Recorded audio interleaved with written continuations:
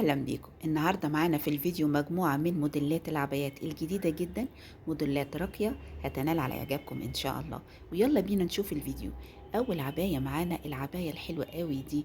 العباية دي طبعا شتوي زي ما احنا شايفين، هي عباية من الفرو.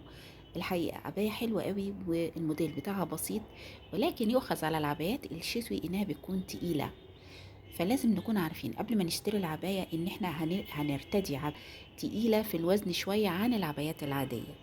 فاذا ده مفيش فيه مشكلة معاكي، فالعبايات الشتوي هي شيك قوي، وكمان موديلاتها بتكون حلوة قوي، سواء فرو، قطيفة، كشمير، في خامات كتير كتير جدا بتكون شيك قوي.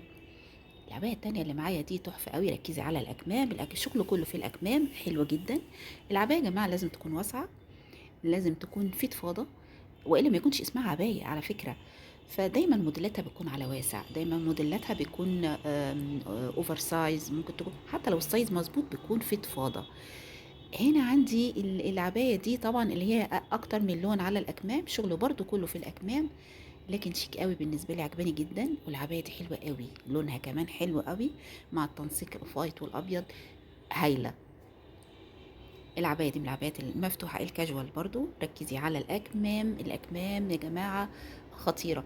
الاختلاف الموديلات كله معظمها بيكون في الأكمام. مش الناس اللي مش بترتدي العبايات او ملهاش في ارتداء العبايات بتقول لك هي كلها عبايه. لا، مش كلها عبايه، اسمحي لي. في موديلات مختلفه وكتير وجميله جدا، بتفرق من عبايه لعبايه لعبايه. زي العبايه اللي قدامنا دي حلوه قوي، موديلاتها بسيطه ولكن في نفس الوقت شيك قوي.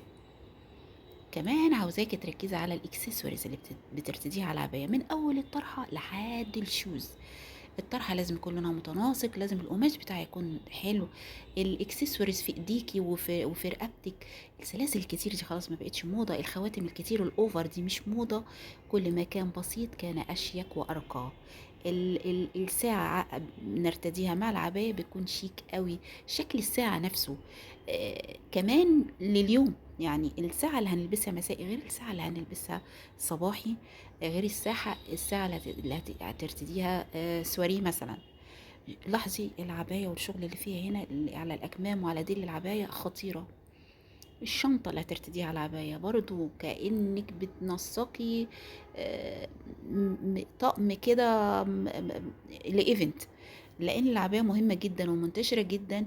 وطبعا أصبحت مستويات برضو جميلة جدا من الموديلات بتاعتها، مستويات راقية وجميلة وشيك قوي قوي.